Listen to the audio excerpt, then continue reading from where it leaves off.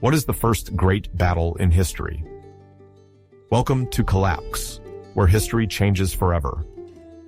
Today we plunge into the mists of a distant past, where a battle decided the fate of an empire.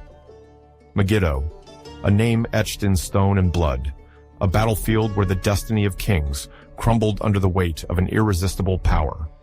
Thutmose III, a relentless strategist, forged his legend there, crushing rebellions and imposing his law on the Near East. Between daring maneuvers, interminable sieges, and a diplomatic game of shadows, Egypt no longer just dominates, it shapes history. But before embarking on a new adventure, be sure to like the video and subscribe to the channel to not miss anything. Thank you and bon voyage.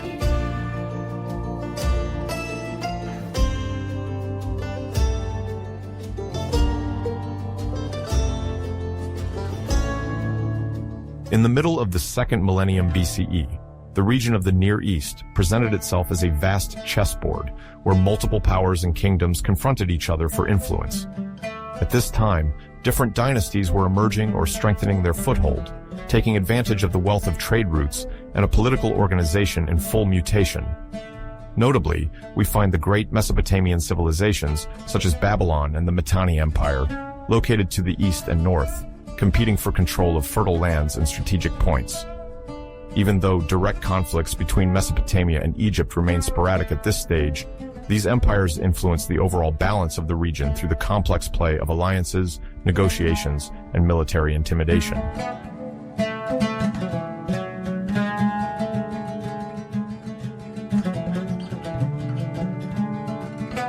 The birth of new kingdoms and the consolidation of already established empires set the scene for this chapter of history. We witness the emergence of competing powers, some of which will experience rapid expansion. To the south, it is Egypt that draws attention, driven by the energy of the pharaohs of the 18th dynasty, often called the Thutmose dynasty. This cycle of rulers is distinguished by their ambition and their desire to project Egyptian power beyond the Nile Valley. At the same time, in the region of Canaan, small city-states and local kingdoms are sprinkled about, often maneuvered in the great diplomatic game by the more powerful empires. These Canaanite entities sometimes fall under the tutelage of more influential masters or form temporary alliances to protect themselves from an overly intrusive neighbor.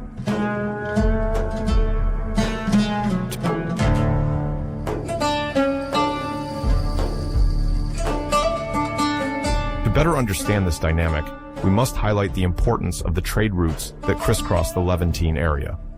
Caravans traverse lands and mountains, carrying high-value goods, precious metals, high-quality wood, semi-precious stones, incense, or rare perfumes.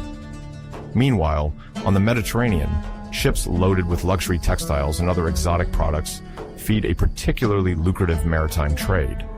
Canaan, thanks to its pivotal position between Africa, Asia, and the Mediterranean, plays a key role in these exchanges. Controlling these routes ensures not only considerable revenues, but also a decisive political leverage. The great powers, whether Egypt or northern kingdoms like Mitanni, cannot ignore this factor when engaging in military campaigns or negotiating local alliances.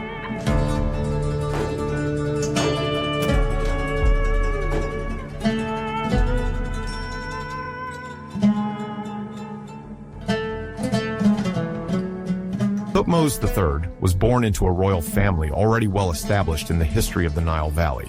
His father, Thutmose II, and his grandfather, Thutmose I, are known for initiating Egypt's progressive expansion towards the Levant and Nubia.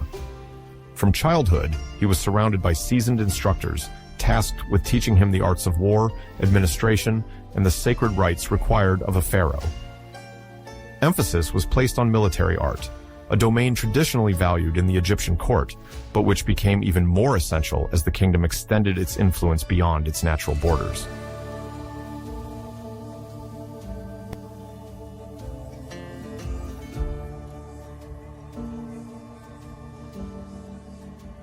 As he grows up, the young prince studies not only the use of Egyptian weapons, such as the composite bow and the spear, but also the combat tactics employed by potential enemies. At this time, war chariots are already earning the reputation of the great Near Eastern powers, and Thutmose III becomes familiar early on with these vehicles, both symbols of prestige and formidable tools on the battlefield. Weapon masters teach him the coordination among infantrymen, archers, and chariot drivers, so that one day he can lead his troops with efficiency and speed. This rigorous training proves crucial. The complex geography of the Canaanite region, made up of hills, narrow valleys, and fortified cities, requires a sharp tactical sense. Thutmose III will continuously strive throughout his career to deploy surprising strategies, relying mainly on rapid movement and the element of surprise.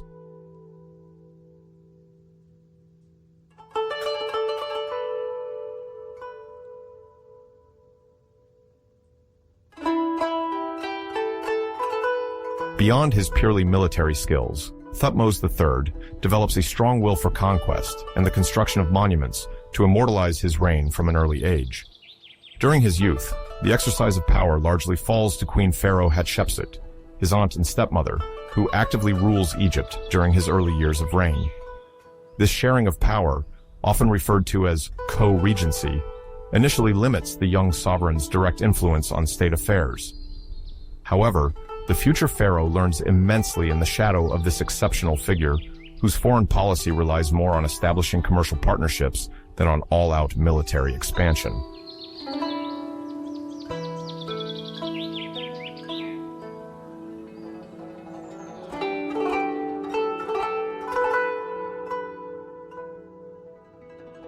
Over time, as he grows, Thutmose III nurtures a feeling of revenge and personal affirmation. He wishes to prove that he too is capable of making history through great military achievements. When he fully assumes the throne following Hatshepsut's passing, he inherits a kingdom already firmly established in the Nile Valley. But his ambition drives him far beyond the traditional sphere of Egyptian influence. He projects extending the country's borders to the Euphrates, a river located in what is now Syria and Iraq, to rival the other Middle Eastern powers. To do so, he understands that it is first necessary to secure the trade routes in the northeast, namely in Canaan, where local princes rebel and threaten to cut off supply routes.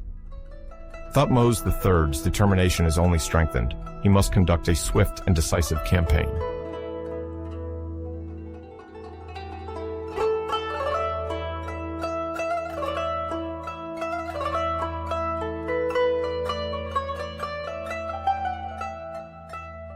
While Egypt perfects its strategies of expansion, the situation remains fluid in the Levant where tensions multiply. The Canaanite princes, threatened by the power of different empires, regularly seek to form coalitions, sometimes supported by the Mitanni, a major power located in the north of present-day Syria. The rivalry between Egypt and the Mitanni often manifests in discreet support for their respective enemies, without an immediate, large-scale direct confrontation. In this unstable political environment, various ephemeral alliances emerge. The Canaanite rulers, aware of Egypt's military strength, nonetheless strive to preserve their independence and trade privileges. Revolts sometimes stem from personal ambitions, other times from a shared desire to loosen the Egyptian grip or to negotiate more favorable conditions.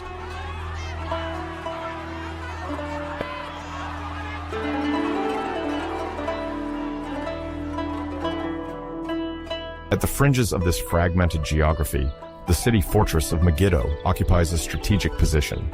Located at the crossroads of crucial trade routes, it controls access to the paths leading toward Egypt, Mesopotamia, and Anatolia, present-day Turkey. Its geographical location on a promontory makes it difficult to attack, while its walls turn it into a fortress reputedly almost impregnable. Megiddo regularly hosts discussions and meetings between local princes. When an uprising is in the making, the most determined contingents are sometimes gathered there, convinced that the fortress will enable them to withstand enemy assaults. This reputation attracts as much as it worries.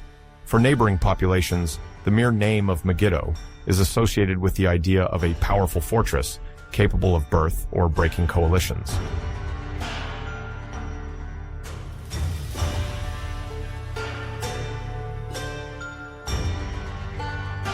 In the period leading up to Thutmose III's campaign against Megiddo, the political climate quickly becomes tense.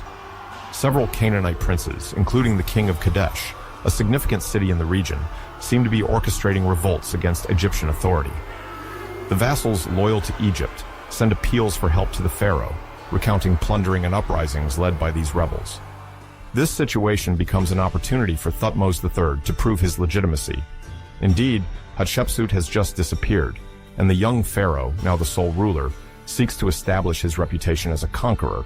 A brilliant campaign abroad would allow him to etch his name in history and strengthen his authority over the Egyptian nobles, who are sometimes still nostalgic for the Hatshepsutian period.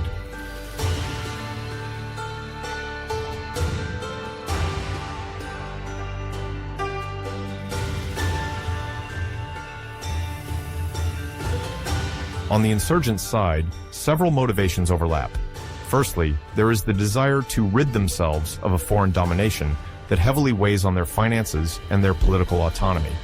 The tributes imposed by Egypt and the obligation to submit to a governor appointed by the pharaoh generate discontent and recurring rebellions. Then, there is the desire to establish a local power strong enough to fully benefit from the fallout of trade routes. The Canaanite princes know that by controlling these vital economic corridors, they can influence the price of raw materials, demand taxes, and, in some cases, draw the interest or support of neighboring kingdoms that would benefit from a weakened Egypt. Finally, the prospect of military support coming from the north, whether from Mitanni or further yet from the Hatti in the Anatolia region, fuels the hope that Egypt will not be able to concentrate all its forces against them. This hypothesis encourages the rebels to try their luck, with each transnational alliance reinforcing their sense of security.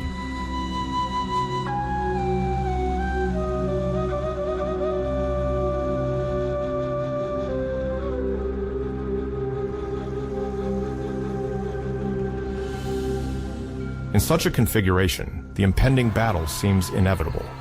Reports documenting the actions of the king of Kadesh and other rebel leaders prompt Thutmose III to act without delay, to prevent the insurrection from spreading and jeopardizing the achievements of the expansion initiated by his predecessors.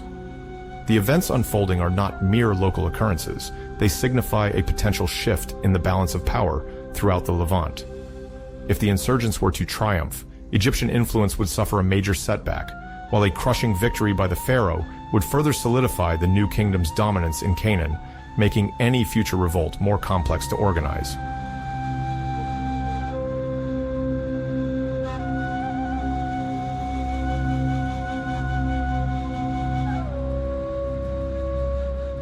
Locating the Levant during the time of Thutmose III entails referring to the geographical area encompassing the eastern coast of the Mediterranean Sea and the inland regions leading up to the foothills of the great Mesopotamian powers. Canaan, which corresponds to a part of this Levant, finds itself between several emerging empires or kingdoms: Egypt to the south, Mitanni or Hatti further north, and Babylon to the east. This central position makes Canaan an essential crossroads for trade, where caravans laden with metals, precious stones, rare essences, or foodstuffs transit. The Canaanite cities, sometimes mere forts or actual fortified towns, can easily ally with one or the other of the great empires to derive benefits.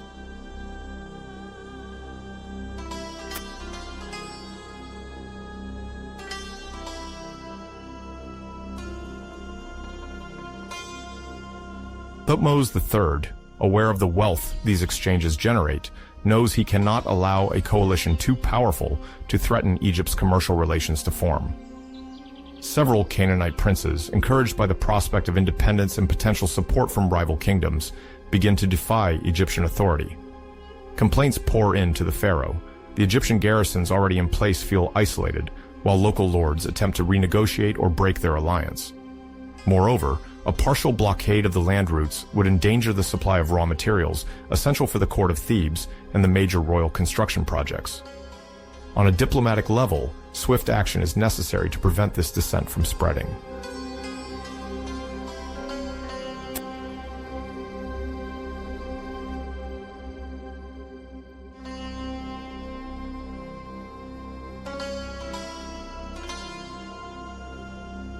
Thutmose III does not just come to the rescue of his vassals. He sees in this crisis an opportunity to assert his personal authority and prove to the known world that Egypt remains the dominant power. His military objective is twofold. On one hand, He wants to suppress the revolt of the Canaanitic princes and put an end to the troubles affecting the trade posts. On the other hand, he wishes to make a strong impression to deter any other attempts at rebellion. A clear and swift victory will set a precedent. No prince will be able to challenge his sovereignty without risking the same reprisals.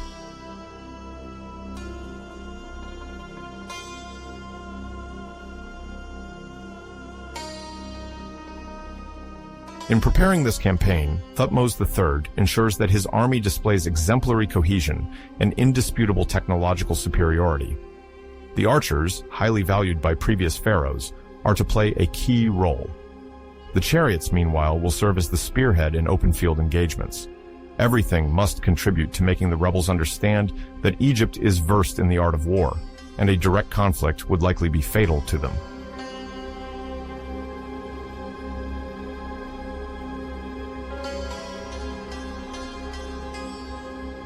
At the time, the Egyptian army is a complex institution encompassing several categories of soldiers. There are infantrymen equipped with shields, spears, and sickle-shaped swords known as kepesh, trained archers shooting precisely and in coordination, as well as charioteers capable of maneuvering quickly on the battlefield. Thutmose III additionally mobilizes auxiliary troops from long subjugated or allied regions, such as Nubia, south of Egypt. The Nubians, renowned for their skill in archery, often join the ranks of the Egyptian archers. Similarly, Asiatic mercenaries offer other particular skills, further bolstering the pharaoh's strike force.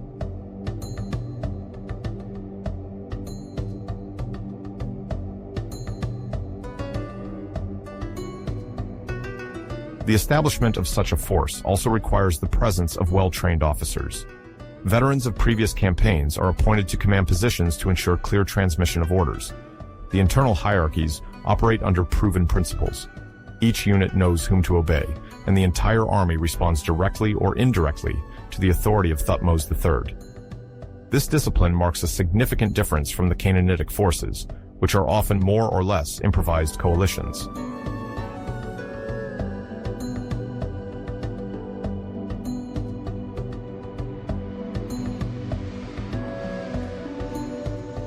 Organizing the movement of thousands of soldiers, animals, and food supplies requires meticulous logistics, especially in hostile territories where local resupply cannot always be relied upon. Egypt holds major advantages. Its fleet can hug the Mediterranean coast to transport grain, water, and weapons to ports or landing points controlled by its garrisons. On land, caravans of carts and pack animals follow the army, transporting siege materials, tents, provisions, and spare parts necessary for the maintenance of the chariots.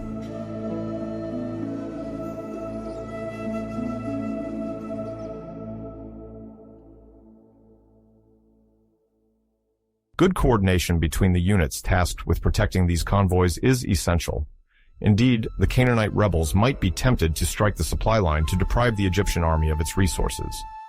Aware of this threat, Thutmose III ensures that his marching columns remain well organized and move in groups while maintaining a brisk pace to keep the initiative.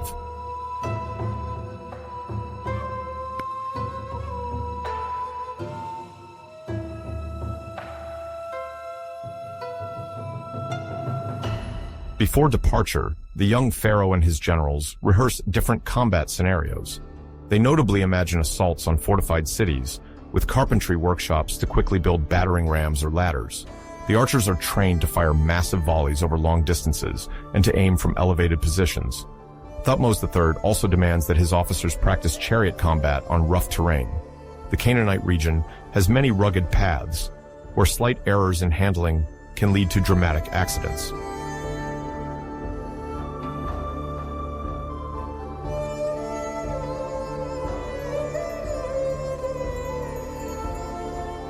Keen to maintain high morale, Thutmose III organizes religious ceremonies invoking Amun, Ra, and Ta, deities attributed with the protection of the kingdom and success on the battlefield.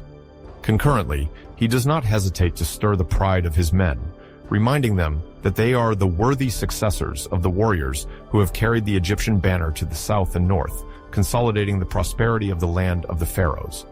This patriotic and spiritual exaltation further seals the cohesion of the army, an essential factor for the battles to come.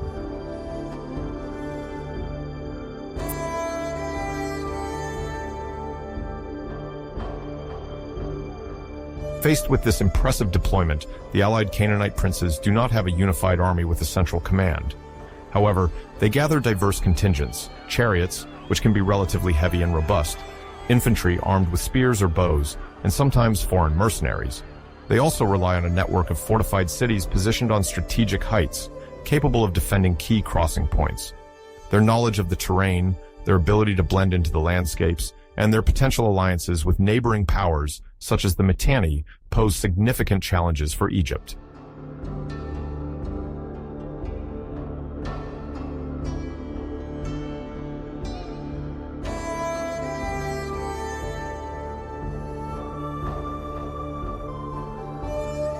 The main advantage of Thutmose III lies in discipline and organization.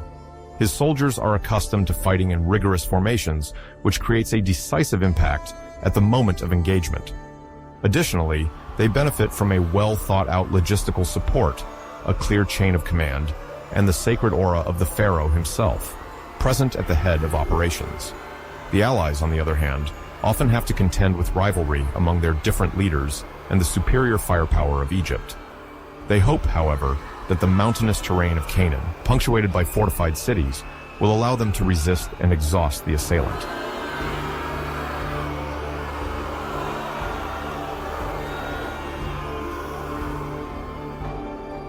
In the spring of a year around 1479 BC, Thutmose III gathers his troops in the capital of Thebes. The first notable stage of the campaign is to leave the Nile Valley to reach the coastal strip. Historians agree that the most usual route, sometimes called the Horus Road in Egyptian inscriptions, followed the Mediterranean coast and passed through several fortified points. Among these points, the city of Gaza, located in the current coastal strip south of Canaan, was a crucial passage.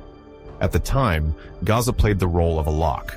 Whoever controlled this city controlled much of the access to the lands further north.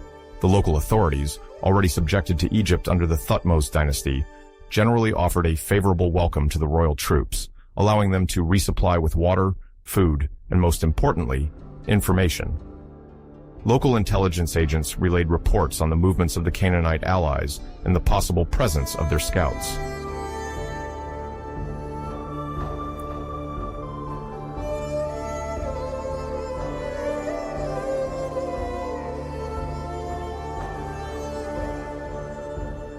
For efficient progress, the army was divided into several marching columns, each with a specific role. The main column, the most massive, encompassed heavy infantry, shield and spear bearers, archers, as well as all the equipment necessary for setting up temporary camps and transporting supplies.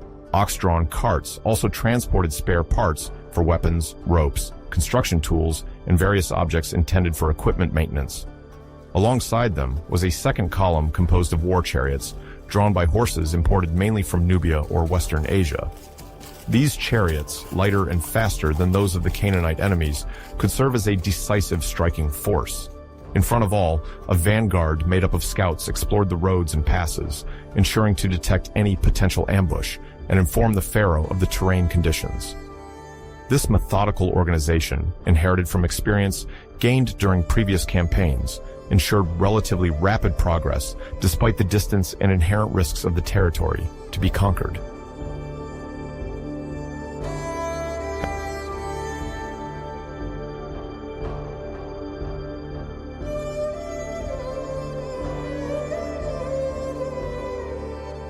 After passing through Gaza and moving further into Canaan, the army of Thutmose III had to deal with a sometimes hostile terrain. The region of historical Palestine presents a varied landscape, alternating between coastal plains, low hills, and more or less rugged mountain ranges. The narrow passes, particularly dangerous, could serve as ambush sites for any enemy army. Canaanite rebels, aware of Egypt's power, often relied on the natural configuration to slow down the invaders' advance or inflict significant losses before a frontal battle even occurred. The oppressive spring heat and water shortages added to the difficulty. Several seasonal rivers dried up quickly, requiring strict logistical management around storage and supply points. The Egyptians, drawing on their experience in the eastern desert and Nubia, had learned to conserve their men and animals. They never advanced without ensuring the presence of a water source within a reasonable distance. Each day, officers reviewed the state of the troops, distributed rations of bread and beer, the staple food for the soldiers, and checked that the horses remained capable of pulling the chariots.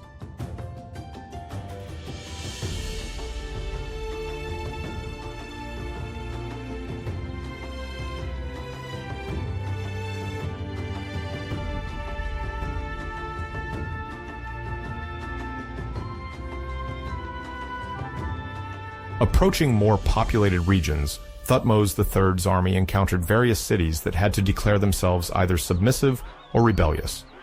Some strongholds, once conquered by the pharaoh's predecessors, offered only symbolic or no resistance, providing food and sometimes even guides to continue the journey. In exchange, Thutmose III showed magnanimity by sparing the population and safeguarding local sanctuaries, which enhanced his reputation as a just ruler. Other cities, more distrustful or under the sway of hostile Canaanite leaders, sometimes attempted guerrilla actions. When the Egyptian vanguard detected such movements, it responded quickly with the support of light chariots, causing panic among the enemy. Generally, these skirmishes ended swiftly, as local princes understood that prolonged confrontation against the pharaoh's disciplined forces would result in a costly defeat. In fact, most often, the progression occurred in stages, punctuated by brief confrontations and acts of submission.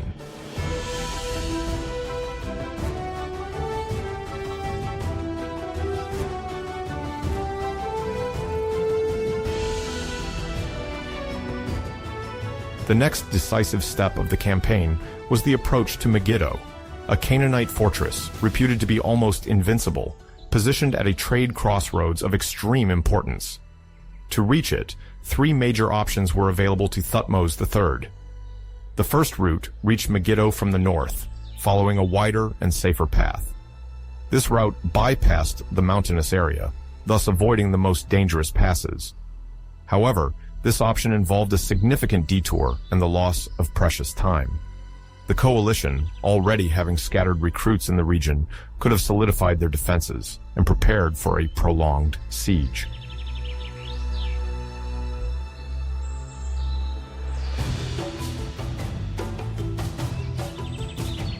The second route started more to the south, again bypassing the hills to arrive at Megiddo from a less steep flank. It was also less demanding on the army, but remained longer than a direct crossing.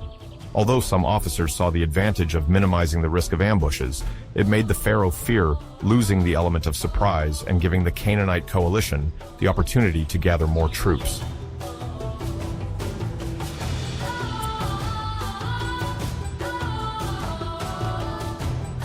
Finally, there was the route through the Aruna Pass, much more daring.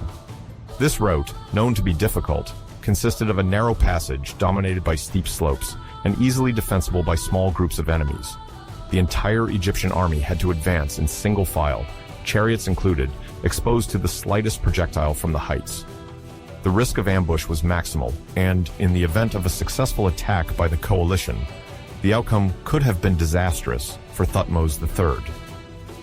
Despite this path offered a decisive advantage: speed. If the army emerged unscathed from the pass, it would appear almost on the threshold of Megiddo, completely catching the besieged off guard and avoiding any delay that would have allowed the insurgents to strengthen their resistance.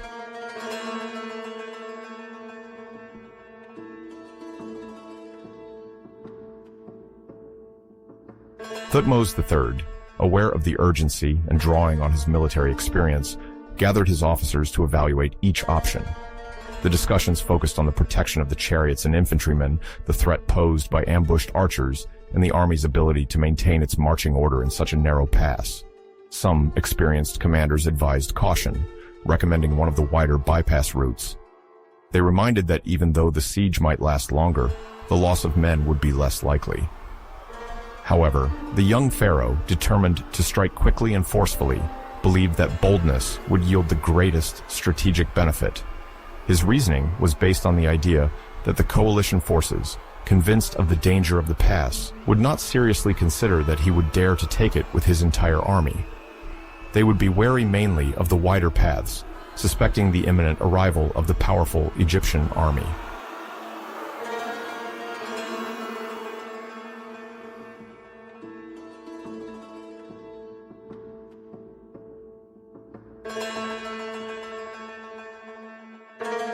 In this context, Thutmose III highlighted the unwavering discipline of his troops. For years, the soldiers of the new Kingdom of Egypt had been trained in complex maneuvers under a strict hierarchical command. The single-file line, although risky, was achievable if everyone respected their position, and disorderly spreading was avoided. The pharaoh also emphasized the importance of the element of surprise. Showing up before Megiddo suddenly would confuse the rebellious leaders before they could gather reinforcements. A swift siege and a resounding victory would embolden not only the soldiers, but also the Egyptian vassals in the region, sometimes tempted to join the rebellion if the battle's outcome seemed uncertain.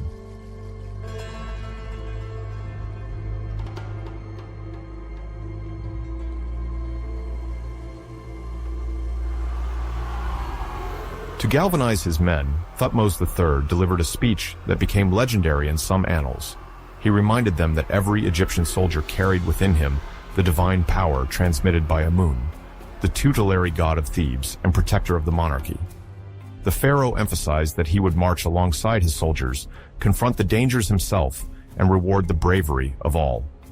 The texts mention the promise of considerable spoils, from the potential plundering of Megiddo and the capture of prisoners who could be exchanged or reduced to slavery. All prospects of wealth and social elevation for the military who distinguished themselves in battle.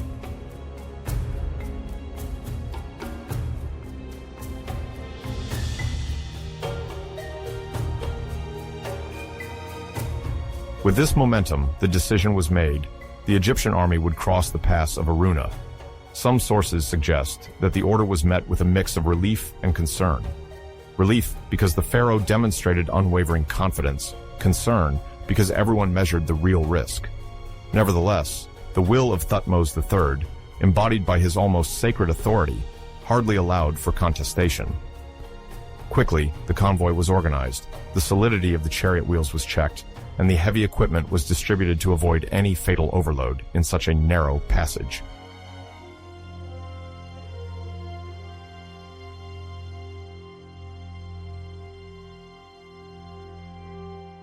The moment before entering the pass of Aruna was decisive. If this gamble paid off, the road to Megiddo would open up in the form of a swift victory. Otherwise, a crushing defeat awaited the Egyptians, destroying in one ambush the efforts of several months of preparation. As the sun rose over the Canaanite hills, Thutmose III ordered the advance. The horses snorted, the wooden and metal gears started turning, and the infantrymen, silent but determined, moved forward with measured steps. Thus began one of the most daring stages of the campaign, a pivotal moment in the history of ancient conflicts, the crossing of the Pass of Aruna, a potential key to the conquest of Megiddo, and more broadly, to Egyptian supremacy in the Levant.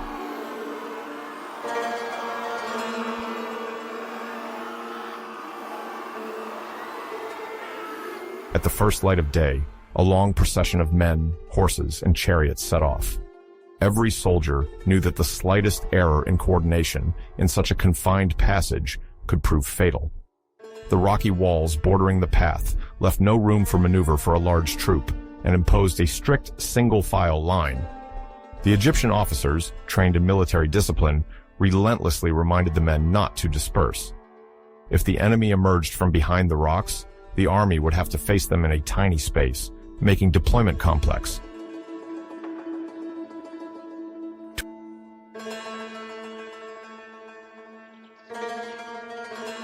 To avoid any disorder, the Egyptian column deploys according to a clear scheme.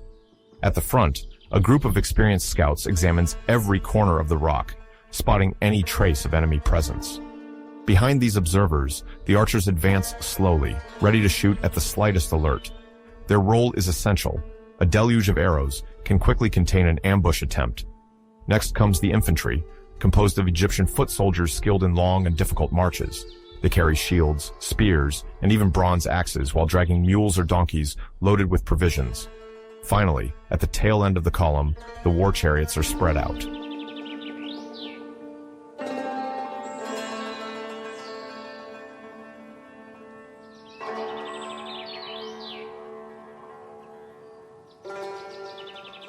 These vehicles, a symbol of power for the New Kingdom army, remain less useful on a steep pass.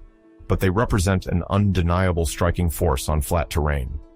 The horses, exhausted by the arduous climb, are spared as much as possible. The chariot drivers try to keep a sufficient distance between them to avoid collisions and blockages.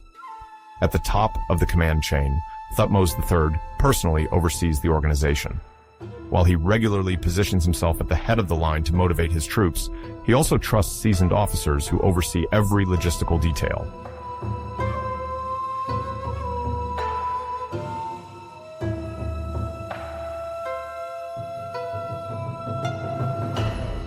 Against all odds, the passage through the pass takes place without major incident. The Allied forces, convinced that the Egyptian army would favor safer routes, have not positioned themselves in the Aruna Pass. Thutmose III bet on their lack of anticipation, and his audacity proves to be successful. The relief is palpable among the soldiers when they finally emerge from this narrow gorge. Many expected to see enemy archers emerge, hidden behind rocks or crouched in crevices. Yet not an arrow rises on the horizon.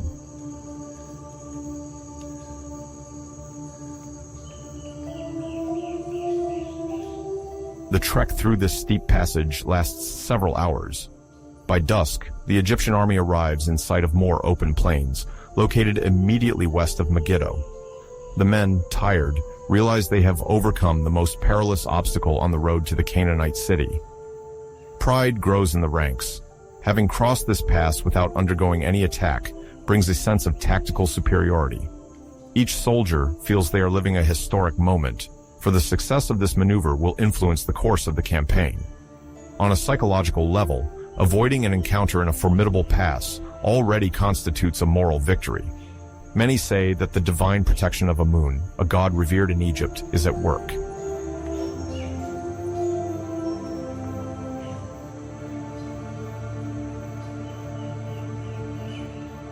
As Thutmose III's army advances cautiously, the Canaanite princes, stunned, discover that the Aruna Pass has not been defended. The information they had gathered indicated a near certainty that Egypt would bypass the Massif to avoid this deadly gorge. Faced with this revelation, the rebel camp finds itself in an emergency situation. The coalition leaders, gathered in the vast region around Megiddo, realize that they have allowed the enemy to penetrate almost unobstructed into the strategic area they wanted to protect.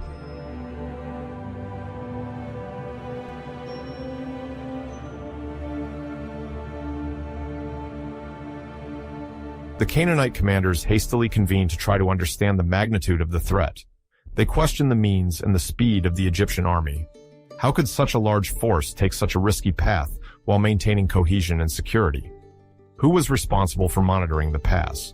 Were the orders poorly transmitted or poorly executed? Due to a lack of unified command, no one can provide a clear answer. Rumors spread among the rebel ranks.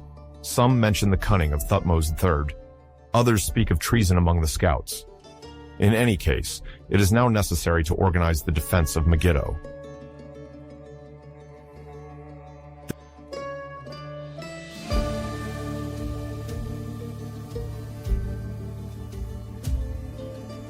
This surprise causes a momentary panic within the coalition. The different factions that compose it struggle to coordinate their forces. The troops already in place around Megiddo were preparing to block the wider road to the north and are not immediately ready to engage the enemy. Contingents of Canaanite soldiers, stationed too far from the pass, arrive too late to set up an ambush in the mountainous area. They now need to cover more ground to reach the fortress, making the maneuver confusing and laborious.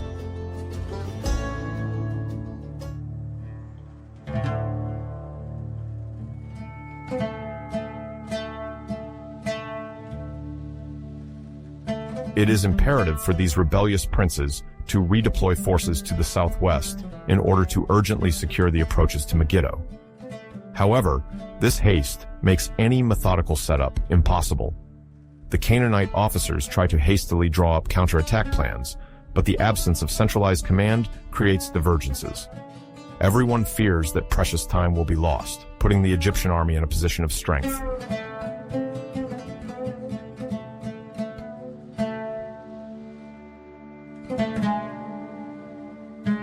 Beyond the material reorganization, the coalition also suffers a psychological setback. They had initially planned to use the topography to slow down, or even partially defeat, the Egyptians in the pass. The pharaoh's surprise effect reverses the situation.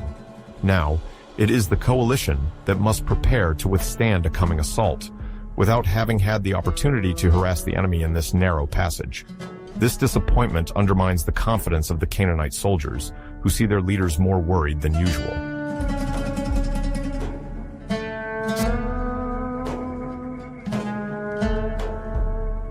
Some officers try to reassure their troops by boasting about the robustness of Megiddo's walls. Others claim that the coalition's numerical superiority will eventually slow the Egyptian momentum. However, the tactical breach created by the crossing of the Aruna Pass reinforces the legend of Thutmose III's boldness, already perceived by some as a formidable adversary.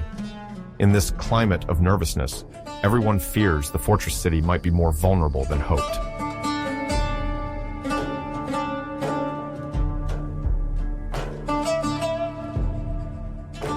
As soon as he arrives in sight of Megiddo, Thutmose III conducts a thorough reconnaissance of the terrain.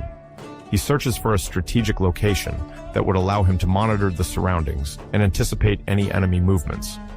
The Egyptian commanders identify heights close enough to observe the valley and the fortress, while providing access to water points. It is there, a few kilometers southwest of Megiddo, that the Egyptian army sets up its camp. The terrain configuration allows chariots to reposition easily, while the infantry can train, patrol, or stand guard.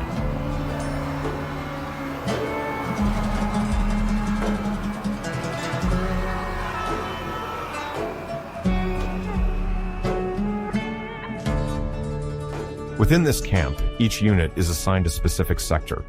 The infantrymen, whether veterans or recruits, gather in companies under rudimentary tents.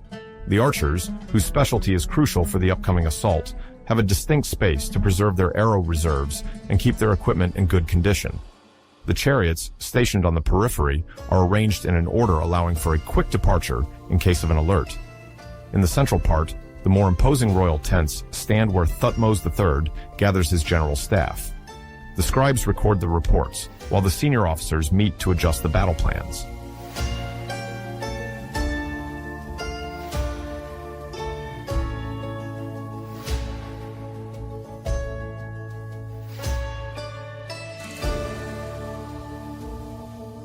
Aware that the Canaanite forces might attempt a night attack, the pharaoh strengthens the perimeter's protection. Patrols constantly roam the camp's outskirts, checking for the absence of enemy infiltrations. Pickets of spearmen and archers are placed all around, forming a human barrier in case of a surprise. The sentries are required to immediately report any suspicious movement in the valley or on the surrounding heights. This sustained vigilance reflects the military culture of the New Kingdom, in which each soldier is aware that a battle can be won or lost even before it starts, depending on the quality of intelligence and the rigor of discipline.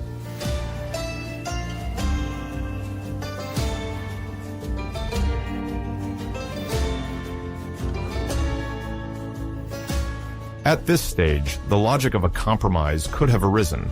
Some conflicts of the time were sometimes resolved through diplomacy or the voluntary submission of the besieged city. However, the open rebellion of the Canaanite princes against Egyptian authority is considered a serious act.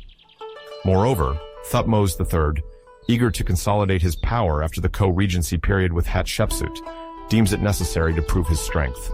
The rebellious princes, for their part, fear reprisals and believe they have no choice but to retreat behind their walls. In the pharaoh's mind, the time for negotiations is over. He intends to crush the revolt to definitively establish his authority.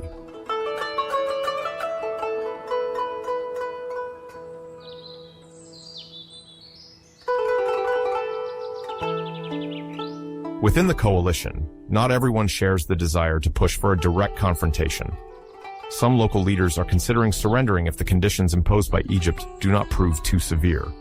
However, the leaders of the rebellion, whose reputation and very survival depend on resistance, categorically refuse any form of compromise. They believe the fortress of Megiddo remains their best asset, as it enjoys a reputation of invincibility. Furthermore, the fear of Egyptian reprisals for treachery drives the fiercest to accept no surrender without a fight. Under these conditions, the very idea of negotiation is short-lived. The more moderate factions, frightened by the prospect of a pitched battle, remain silent or submit to the majority decision.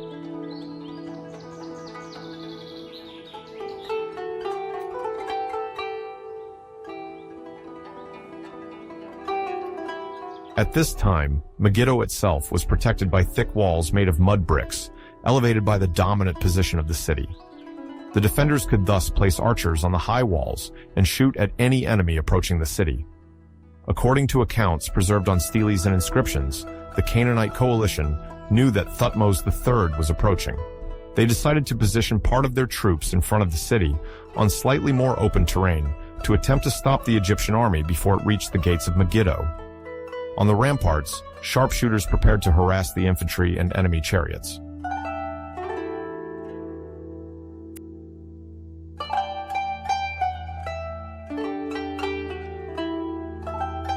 For the insurgent camp, the presumed advantage lay in their knowledge of the terrain and the psychological effect of confronting the enemy in familiar territory. The coalition troops could observe the multiple paths leading to the city and anticipate possible flanking approaches. Their main challenge, however, remained discipline and coordination. Hastily assembled, these forces came from different cities, with sometimes rival leaders. In contrast, the Egyptian army, well organized and seasoned, advanced under unified command embodied by the pharaoh himself.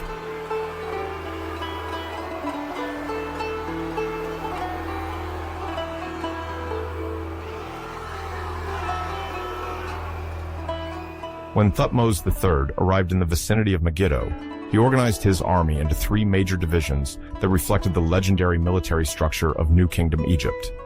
Each of these divisions was named after a protective tutelary deity, symbolizing protection and power. The Amun division, referring to the main god of Thebes, the religious capital of Egypt. The Re division, the sun god worshipped throughout the kingdom. The Ptah division, a creator god, especially honored in Memphis, another major center of the time.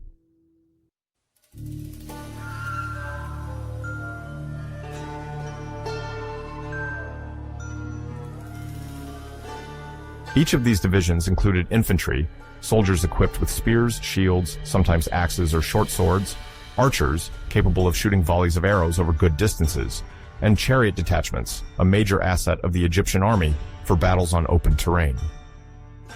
Thutmose III's goal was to conduct as coordinated an attack as possible.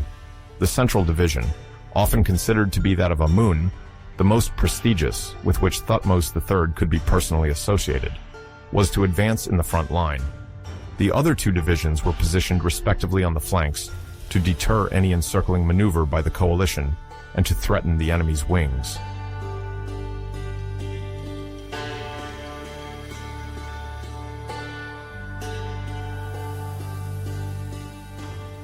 The Egyptian strategy favored a combined approach. First, a deluge of arrows to weaken and harass the enemy, followed by a swift chariot charge to break their ranks. In Thutmose III's mind, this movement was intended to cause panic and open the way for the final assault led by the infantry. For a contemporary international audience, it is essential to understand that the battles of the time were not just simple, chaotic melees. They could involve careful planning, notably thanks to writing, and a relatively elaborate military organization that the Egyptian army mastered increasingly well.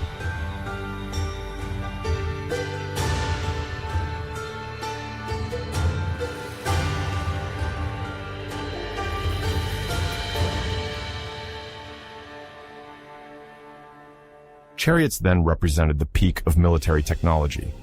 Built of wood, sometimes reinforced with metal pieces around the axles, they offered an elevated platform for the combatant, archer or lancer. From Egypt's perspective, these vehicles were relatively light and maneuverable. Egyptian horses, imported for several generations already, had a good reputation. They were trained to withstand the shock of battle and maintain a substantial charge speed over a short distance.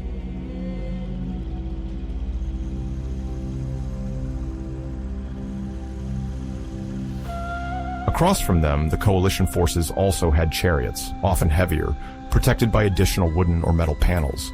However, this extra protection came at the cost of reduced maneuverability. When the 2 lines of chariots began to move against each other, the Egyptian swiftness proved to be a decisive advantage. The archers mounted on these chariots could shoot while on the move, adjusting their angle of aim as the vehicle charged towards the enemy.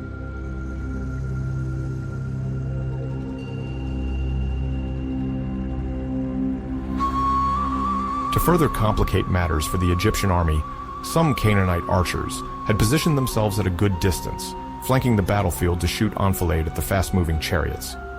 This tactic forced Thutmose III and his officers to split their focus, on one side to engage the coalition's heavy chariots in direct confrontation, and on the other to monitor and neutralize these archers who from their lateral positions could sow disorder.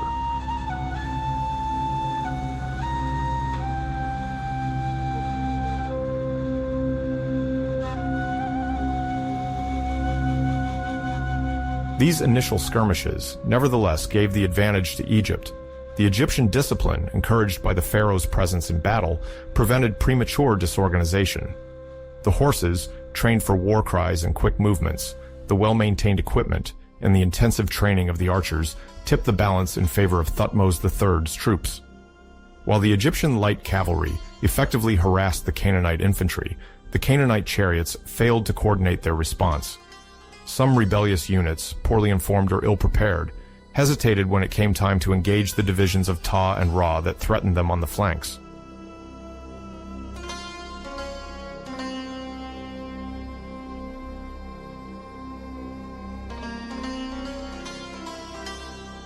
As the pressure from the Egyptian infantry and chariots increased, the coalition lines began to waver. One of the greatest problems for the coalition princes was the lack of unified command and the multiplicity of leaders. Each detachment, whether coming from a neighboring city or a distant prince, sometimes followed its own orders, making it difficult to implement a uniform strategy. Within the coalition, it is reported that some groups preferred to retreat quickly, while others attempted a last effort to contain the Egyptian division of Amun.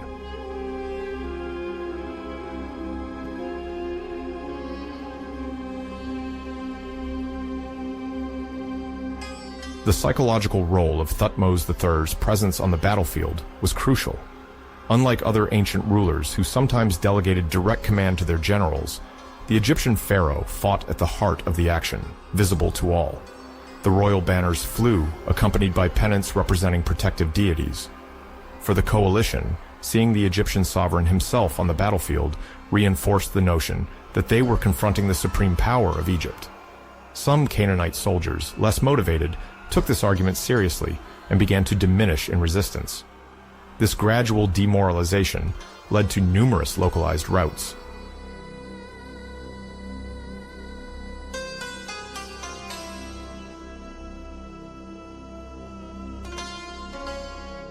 Under the impact of surprise and the continuous pressure from the Egyptian archers, the left wing of the coalition disintegrated.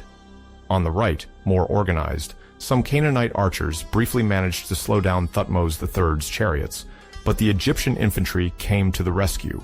Protected by their shields, the infantrymen advanced in tight lines, targeting anyone who stood before them. This synchronization between the divisions of Amun, Ra, and Ptah, which a modern audience might liken to a coordinated movement of 3 brigades, turned the tide of the struggle.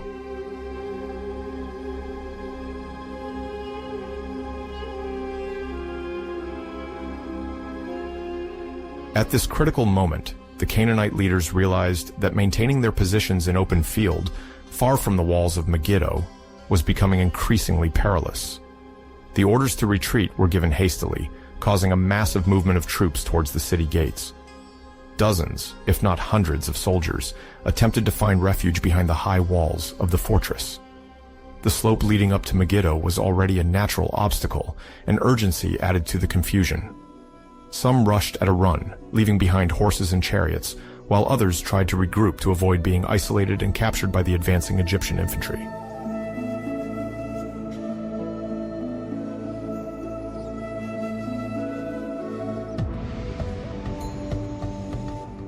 In the general chaos, the Canaanite officers tried desperately to maintain formation, but panic prevailed. While the light artillery, the Egyptian bows, continued to pepper the fugitives with arrows, the rapid advance of the Ptah and Ra divisions on the flanks forced almost all the rebel contingents to converge towards the city. Thutmose III's objective was clear: to drive as many enemy forces as possible within Megiddo's walls to prepare the ground for the next phase, which would involve definitively isolating the city and destroying the rebel coalition. But a major issue remained: the gates of Megiddo.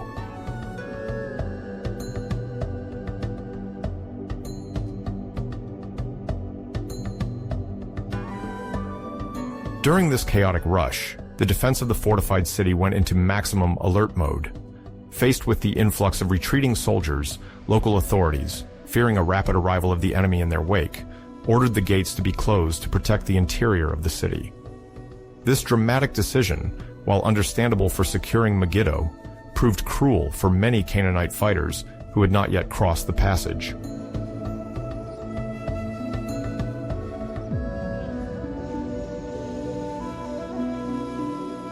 According to traditional accounts, often reported in inscriptions of the time, the gates were barricaded a little too early.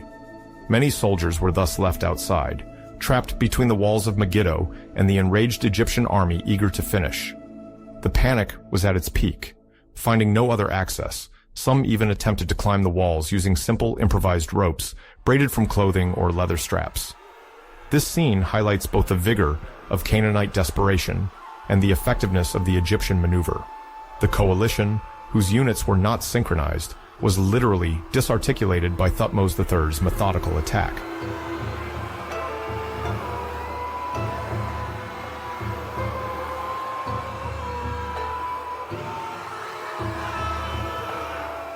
In this final confusion of the main assault, a large number of Canaanite soldiers were trapped on the glacis around the city or at the foot of the fortifications.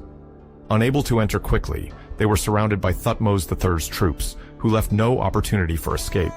Sources mention a true massacre for those who had not managed to shelter behind the walls. Inside, it is said that, in the confusion, the ramparts were heavily guarded, but it was already too late to organize a second defensive line outside the city.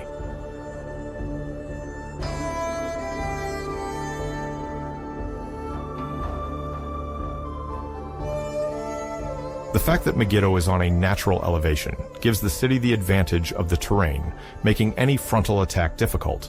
However, the same configuration also makes the city vulnerable to encirclement. The Egyptian fortifications are thus deployed in a ring, seeking to block each of the usual points of passage. To complete this defensive web, Thutmose III ensures active control of the surrounding roads, which includes secondary routes used by supply caravans. Beyond the walls, the region being generally hilly, some Egyptian detachments also settle on nearby heights to prevent any escape of Canaanite troops to neighboring towns. In such a military ecosystem, the key to success lies in the constant monitoring of access routes to water, notably the wells and springs located in the plain.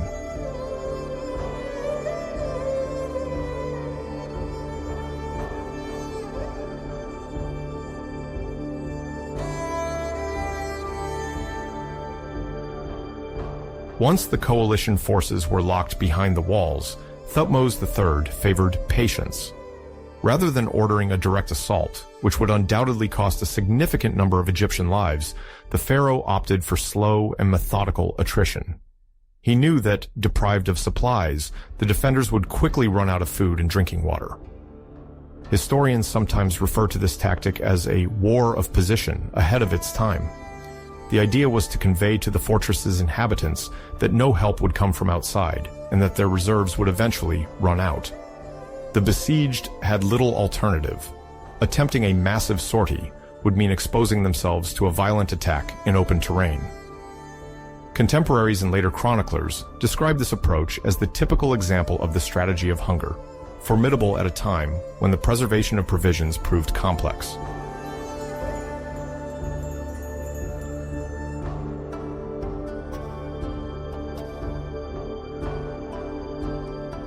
Even though Thutmose III favored blockading, the Egyptian army did not neglect siege weaponry. Royal engineers had access to rudimentary battering rams, consisting of a heavy beam suspended under a wooden shelter, used to break down the city's gates. Ladders were also constructed to allow infantry to scale the walls if necessary. In certain circumstances, the Egyptians utilized wooden structures resembling small towers, although their use is not always irrefutably documented in sources. In a context where quality wood, imported notably from Lebanon, proved valuable and sometimes scarce, the construction of such machines implied heavy logistics. The fact that these machines are mentioned in later accounts suggests, however, that the Egyptian army already had a range of offensive means ready to be employed if the siege dragged on.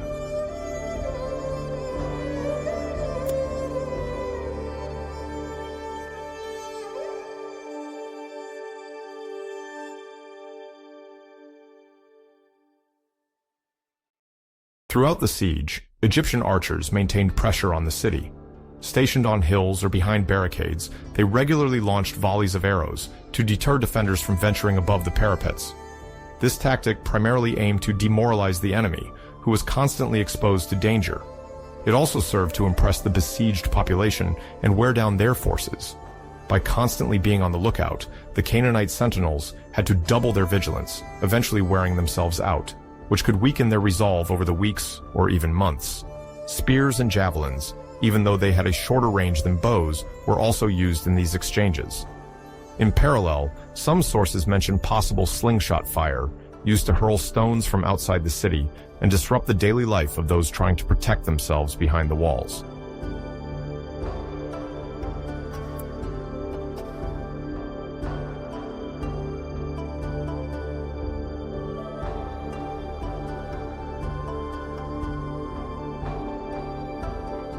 Faced with this deluge of projectiles and the continual threat of the blockade, the rebel leaders organized the defense of Megiddo by tightening their ranks.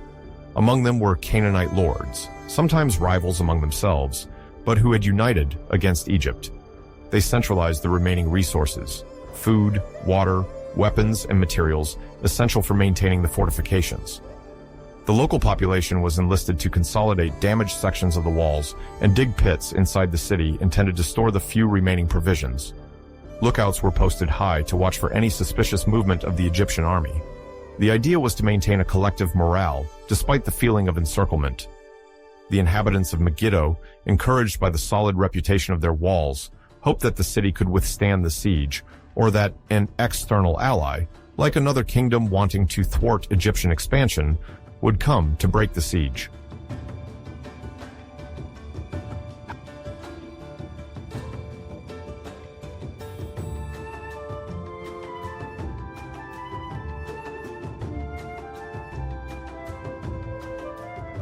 However, over the weeks, the besieged suffered more and more from hunger and thirst.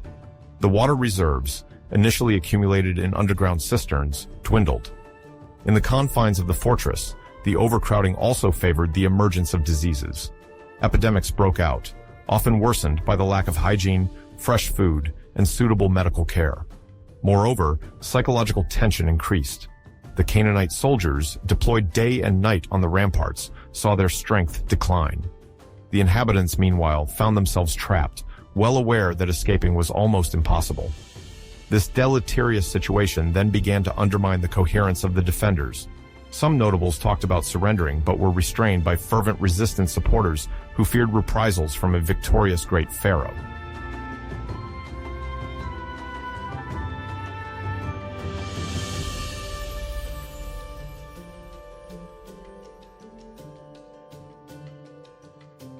According to several Egyptian sources, the siege of Megiddo lasted at least 7 months, or even 8, according to more recent hypotheses. This prolonged period can be explained by the solidity of the Canaanite defenses and the determination of its leaders. Nevertheless, the Egyptian army remained well provisioned, thanks to control over the surrounding territories. Villages and cities already submitted to Thutmose III provided his troops with grain, water, and livestock. Additionally, by firmly occupying the neighboring regions, Egyptian detachments crushed the last attempts at rebellion, thus cutting off any hope of external aid for the besieged of Megiddo. During this long period of blockade, Thutmose III also received ambassadors from more peaceful cities, willing to recognize his authority to avoid the same fate. Thus, each day Megiddo remained encircled, further cemented the Egyptian presence in northern Canaan, and strengthened the pharaoh's diplomatic position.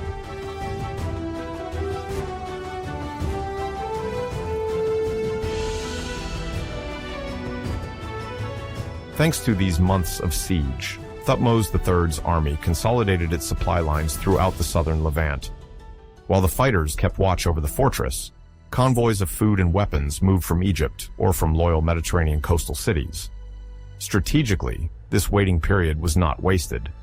The pharaoh's forces crushed secondary resistance pockets and imposed new vassalage treaties on local princes. The Canaanite armies, bewildered by the Egyptian superiority in logistics and organization, struggled to coordinate any counter-offensive. Meanwhile, Thutmose III enhanced his image as a patient and determined man, keen to fully master the situation before potentially delivering a final assault.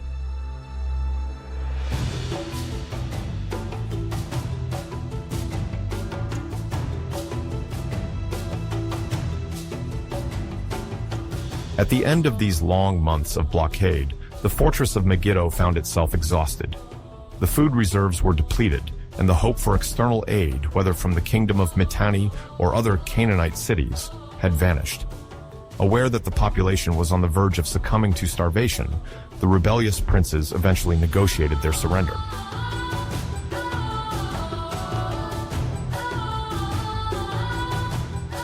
The conditions imposed by Thutmose III were severe, but not always lethal. The pharaoh demanded the immediate opening of the city's gates and the surrender of the main rebel leaders. Some attempted to flee or to obtain a mitigation of their sentence, but most eventually surrendered, exhausted, and without options.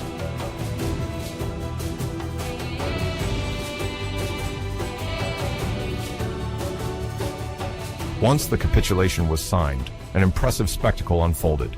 Thutmose III's troops marched into Megiddo in good order, preceded by the standard bearers and protected by archers in parade formation.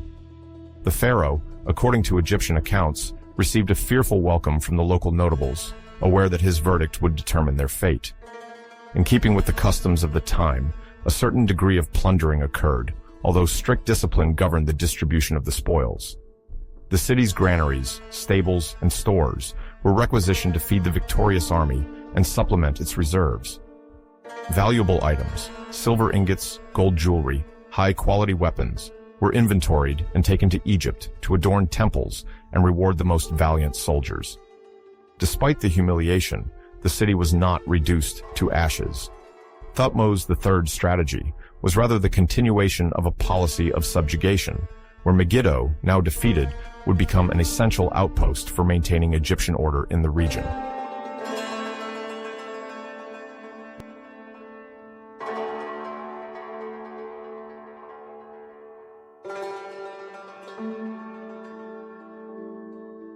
The resounding victory of Thutmose III at Megiddo in the mid-15th century BCE caused a vast shift in the political and economic balance of the Canaanite region.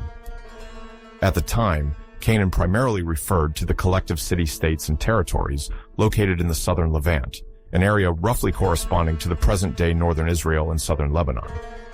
The Egyptian hegemony, previously contested by various local princes, was significantly reinforced.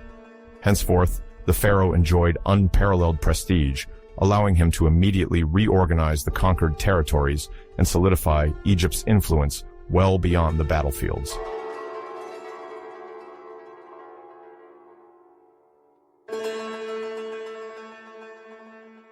This political reorganization in the aftermath of the battle represents one of the first concrete measures taken by Thutmose III. The sovereign establishes a system of Egyptian governors, carefully selected for their loyalty, administrative competence, and military experience. Their mission is to oversee the vanquished cities, supervise tax collection on behalf of the pharaoh, and transmit his orders, thus ensuring direct control from the Jordan Valley to the foothills of the regional mountains. In each affected city of Canaan, these envoys sometimes rely on local notables, but they ensure that the principal authority always emanates from them. They also ensure that public works, including road maintenance, are carried out in accordance with Egypt's needs.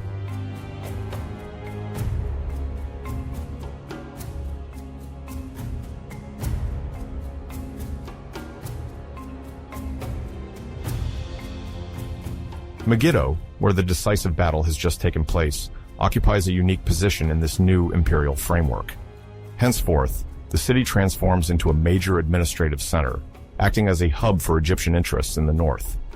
Its geographical location, already renowned for its access to important trade routes linking Egypt to Syro-Mesopotamia, facilitates the rapid deployment of permanent garrisons. Within the fortress, a headquarters is set up for officers and scribes sent by the central authority. Its role is not limited to defense. Megiddo becomes a true logistical pivot, where goods, tribute collections, and diplomatic messages addressed to neighboring kingdoms pass through.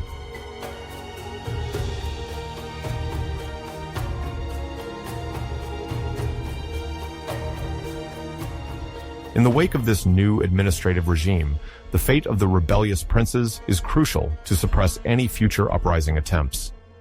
As soon as the victory is secured, Thutmose III must decide on the most appropriate punishment for these Canaanite leaders who opposed him.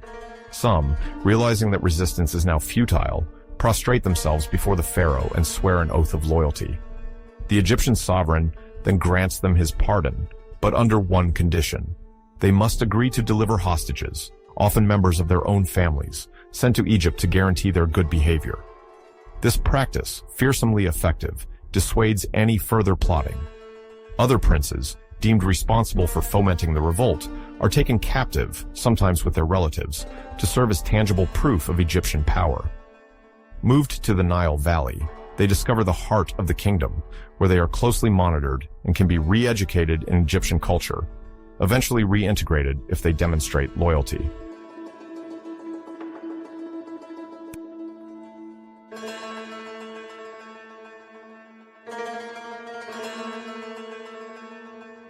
The military triumph at Megiddo leads to a considerable influx of wealth to Egypt. Documents from the era, including lists engraved on commemorative steles erected by Thutmose III, proudly mention the quantity of loot repatriated. Gold, silver, precious stones, metal ingots, and luxury fabrics abound in the convoys, now crossing the Sinai towards the Nile. The captured horses, essential elements of the Canaanite army's cavalry, are also part of the spoils of war. They are cataloged and sent to special studs, where they are trained to serve in Egyptian chariots. Local craftsmanship objects, such as intricately crafted vases or jewelry pieces, arrive in large quantities, testifying to the cultural refinement these seemingly secondary kingdoms were capable of producing.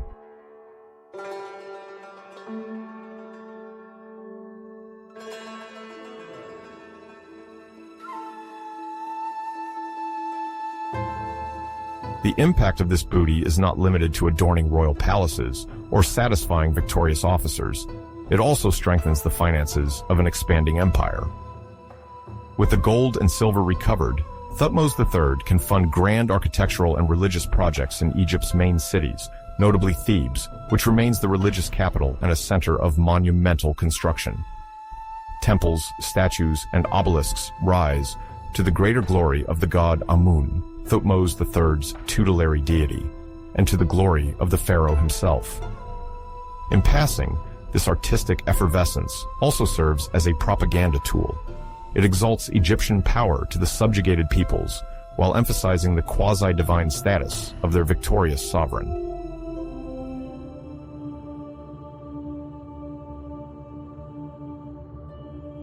Alongside these projects, Thutmose III's military reputation grows in an unprecedented manner.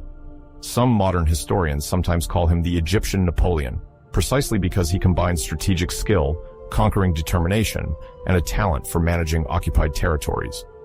His victory at Megiddo, considered by many to be the first great documented battle in history, becomes a didactic example.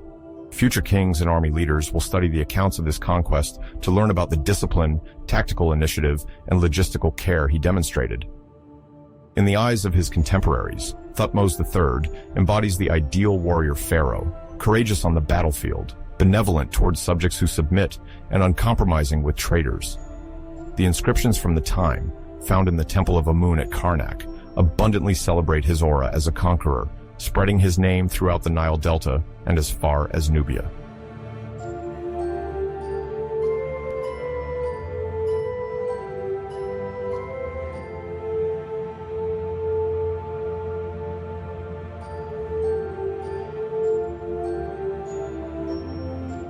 This growing prestige immediately triggers a domino effect in international diplomacy. Kings and neighboring princes, whether from the north or from certain parts of the maritime Levant, become cautious. Whether it is the Mitanni, a great rival to the east of the Euphrates, or other Near Eastern powers, all observe with some apprehension the rising power of Egypt. Furthermore, matrimonial alliances are established. To seal peace and ensure an exchange of goodwill, foreign princesses are sometimes offered in marriage to the Egyptian court. In return, Thutmose III sends sumptuous gifts, taken from recently seized loot or crafted by the royal workshops. These diplomatic relations create a network of indirect influence where Egypt, now perceived as the regional arbiter, extends its ramifications beyond its formal borders. This victory at Megiddo marks the beginning of Egypt's imperial golden age. From now on, Egypt is no longer merely a kingdom, but a hegemonic empire, feared and respected.